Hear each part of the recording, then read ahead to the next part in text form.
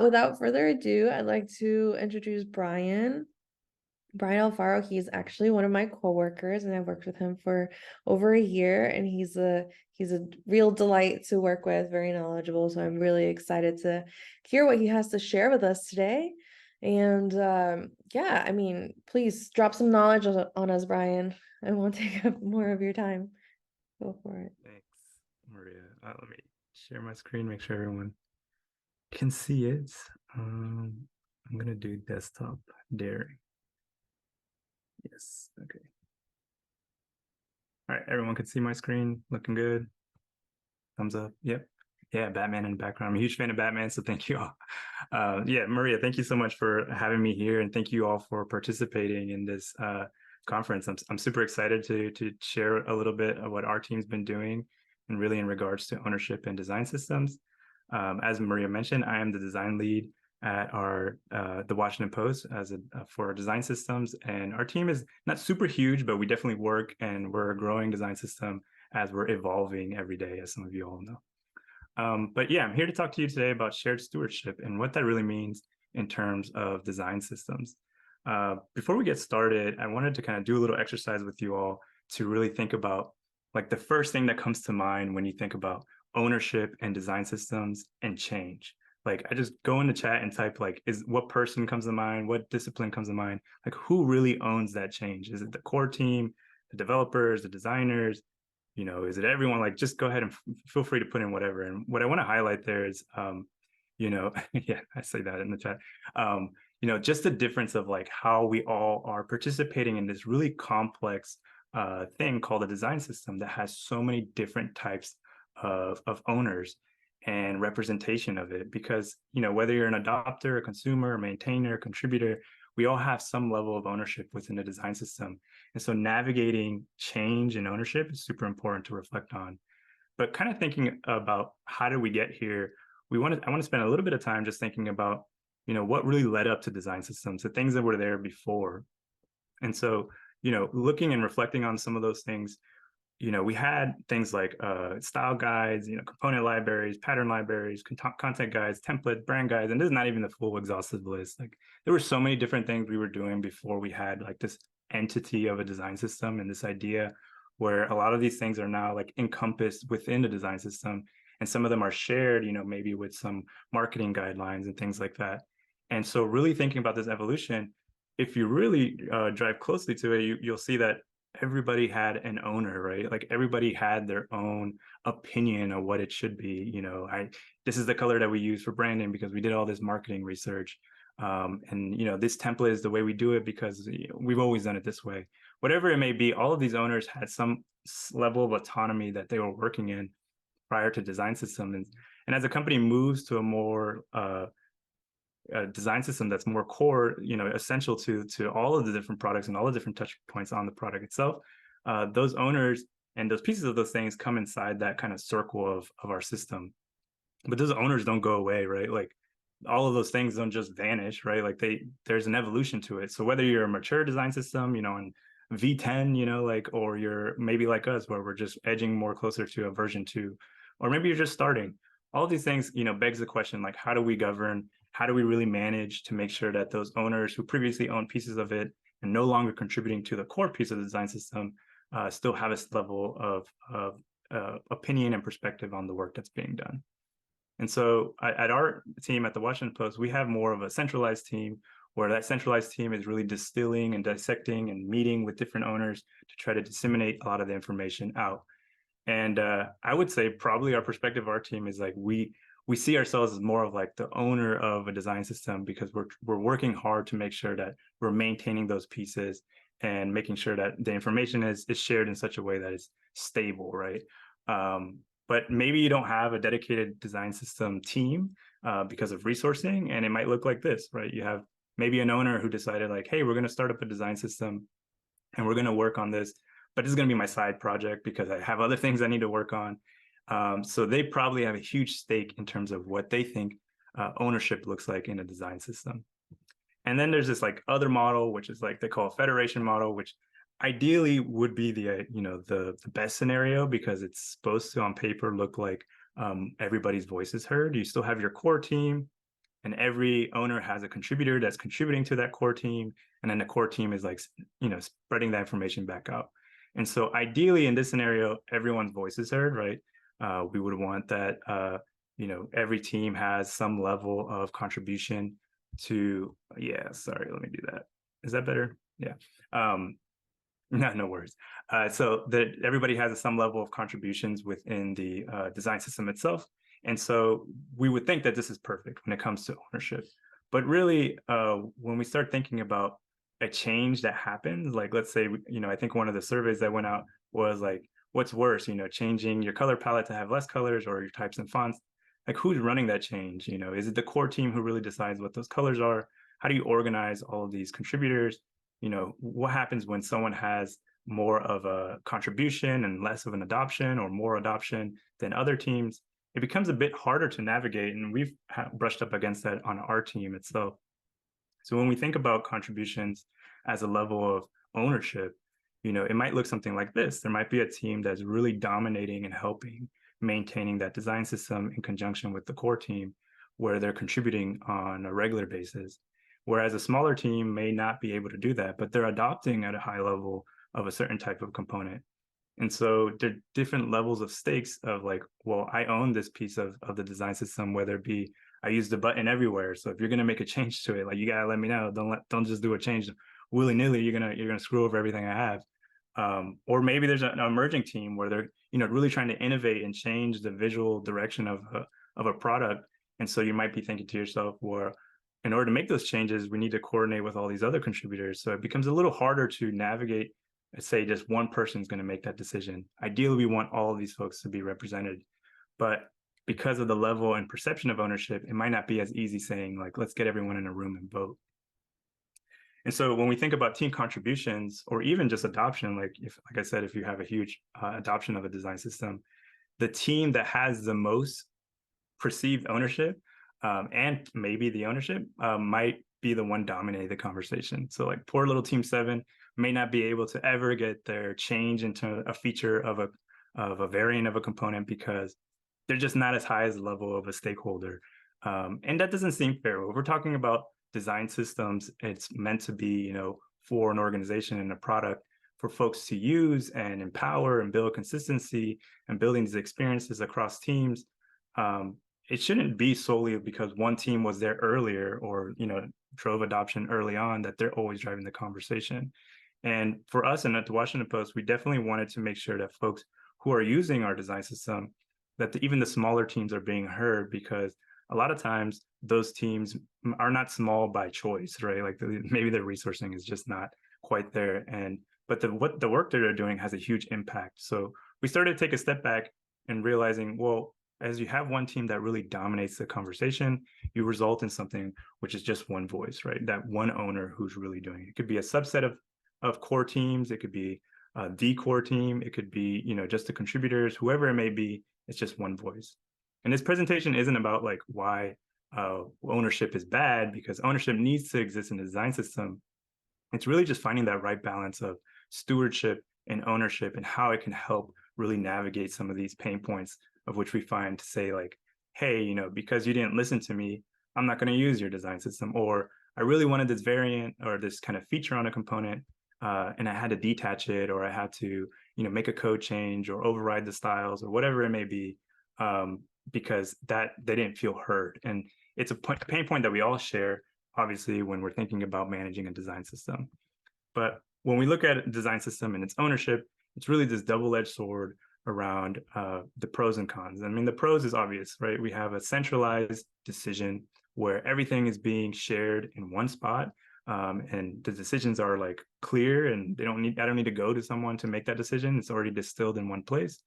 It offers an increase in speed and accountability, which is super important. We all know who to blame when something breaks, but also who's accountable for making that change all the way through. So using that color palette idea, who's in charge to make sure that that color palette is being changed all the way through. And then you have consistency and expertise, where obviously if you have your brain in one area, you'll understand what was done in different parts of the system. And so consistency is a lot easier than it looks for all over the place. And you have your expertise, the folks who are most engaged with the design system and who are owning it, will be experts in the space of the design system. But the con of that is really this kind of potential of silos where you're not necessarily engaging and working with a lot of your consumers, and you find yourself just kind of maybe in an echo chamber where you're just working on things that you feel like is important because you have this perceived ownership that you think you know what everyone else needs. So that also talks about a little bit for potential bias as well. But the other thing is stifle innovation. I talked about a team that wants to change maybe the dynamics of a component or the visual features, or maybe even like the component structure in terms of component code API and things like that. Like maybe there's an innovation that could happen that could benefit the system, but we don't do it because it has a huge impact on our consumers, and we can't do that because it would mess up all these adopters, and we can't do that because it's a large amount of work and we need to prioritize this. And so it's really just very, very narrowly focused, and we're resistant to feedback, and we become a dependency where change the owners need to agree for that change to happen. And so the smaller stakeholders never have a chance to really make that change. So us at the Post, we've really been trying to evaluate this and how it's been impacting us and how we're engaging with teams across different parts of the organization. And we try to think about things around like shared stewardship. Like, what does ownership look like in the paradigm of like a stewardship? And so when we think about the aspects of ownership, you have responsibility, where in the past it was really just an individual team, and that individual team could be a collective, but in our case it was our core team. We're in charge of everything. If a responsibility as like something's broken, something needs to change, something needs to happen, like we need to actually go through and sorry, I read the question about the sponsor. We need to actually go through and make that change ourselves, organize all of that. But rather than doing that, we'll look at like collective of teams. In a shared stewardship, everyone has a stake within the design systems. You can almost think about it like if you invest in stocks, right? Like you have these shareholders, these folks who are investing in the stability and the quality and the maintenance of a design system, regardless of their contributions. They want to see it succeed collectively. And that's super important because it removes the requirement that you need to contribute in order to have some level of investment into a design system, because you might not be at the level where you can contribute, but you might be adopting, or you're looking to adopt and make changes because there's a new incoming growth within the company. The other is obviously collaboration looks a lot different. For us, we want it to be less exclusive, maybe not meeting with only our primary adopters, but looking at everyone who has the potential of using our design system. And we want it to be more inclusive in itself. Moving away from the siloed approach, changing the perspective of like only thinking about your specific use case. What we witnessed was, folks across who are using our components only really look at it from their projects lens, and they bring that feedback to us, which is great, but they're not really thinking about maybe another team that's using the same input and how that change might affect them. So if we really practice this idea of stewardship, where we're sharing and thinking about holistically the product, we actually have the ability for folks to work together and think about each other's work, as opposed to just relying solely on the core team to disseminate all that information and distill it. This sounds great in some regards, like how do we do this, right? Like we asked that question ourselves, like how do we do this? And the reality was that we took a step back and really thought about a lot of different pieces of our process and what we're doing as a team, as a core team, and what could be changed, what could we change, what could we grow, what can we evaluate? And we came up with this list, which was collecting our voices, building a feedback loop, onboarding and educating, which goes without saying, and then electing ambassadors. So I'll go through each of them and talk about the importance as it was for our team and how it could be beneficial for you all as well. The first is we looked at our process. When we think about our design process, or maybe the life cycle of a component is a better way to say it, from the kickoff to designing it all the way to implementation, we talked about like, well, some of our components were done in such a way that they were very linear, and we had maybe a huge kickoff that had some people join, different stakeholders. We had segmented asynchronous kind of feedback.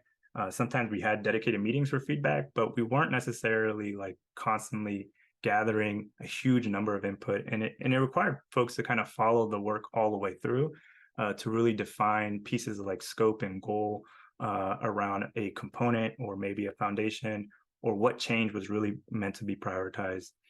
And so we reevaluated our process, and we looked to things like design sprints, where you're kind of having like this collective of a week or 2 weeks where you're working on a specific change or ideas to validate it if it's going to be something good.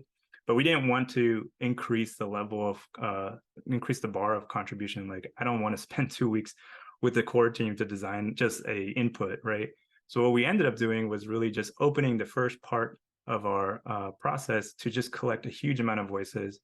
We've been using FigJam, but essentially we just gather everyone who will be using our component or maybe foundation or whatever change it is, and just scoping it in terms of like, what's our scope, what's our goal, what our expectations are, what kind of things have we seen out there, almost discoverability, but collectively as a team. And that's the workshop part of it.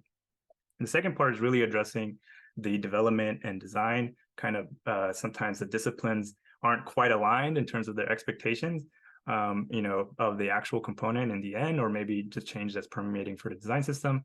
But overall, it's really just driving like, okay, how do we get to a more symbiotic relationship for all of these kind of sections? The next is building a feedback loop. We've been meeting with teams all across the organization, having standing meetings. We go through ideas constantly. So that means like if someone has an idea, whether it's big or small or a change or a feature, we ask them to, hey, can you add that to our idea board, which is just like running board of a bunch of ideas. And we have a standing meeting weekly where we're evaluating in terms of impact, maybe even effectiveness, effort, any concerns. And we have an open meeting. So that means everyone can join, and they're really short, and we do them weekly. It's meant for the core team to understand and prioritize from what ideas we should really be working on. Onboarding and educating, this one goes without saying, as you empower your users and consumers, they will be able to appreciate the design system. But the key thing here is appreciation. I was talking to a coworker, and we were talking about like some of the constant, maybe we want to change this, or I don't want to use this component because of X. I think we want to get to a place where our consumers feel comfortable and appreciate, with what we have today, and be okay getting there tomorrow. And that's super important because, design systems are constantly being changed and iterative. It's an iterative process, but it's also slowly moving. So we need to keep it stable so folks don't feel like it's completely unstable to not use. And from that same core group, we need to have like elected ambassadors. Those elected ambassadors will be able to help shape and advocate for the design system outside of just the core team. So when we go back to that contribution model, when we think about change and how it's being permeated, all of these folks are advocating for the use of the design system. So folks are actually thinking about it more from a system standpoint, going back to the shared stewardship of, it's a collective maintenance. It's not just the core team who's doing it, and all of the changes that go beyond that as well. So some parting thoughts on the design systems is that, as a team, you'll find if you're starting your design system or you're one that's already been going for a while, it's more than just shipping components. A lot of times we're called to build bridges across teams. And it can be very difficult because it's like a people part of the job. And, if you're not a good people person, it's like something that you might feel like you need to flex a bit more. But I do think that if we think about less about ownership, like, oh, we're really driving this change, or, I don't want to do that change because it's going to require so much work. And think about it more of like valuing every voice, regardless of their contribution. It really helps shape what we're trying to aim to do by using design systems to resolve for a product, and having it be usable, adaptable, and a functioning design system, regardless of where they stand in terms of their ownership of the design system itself.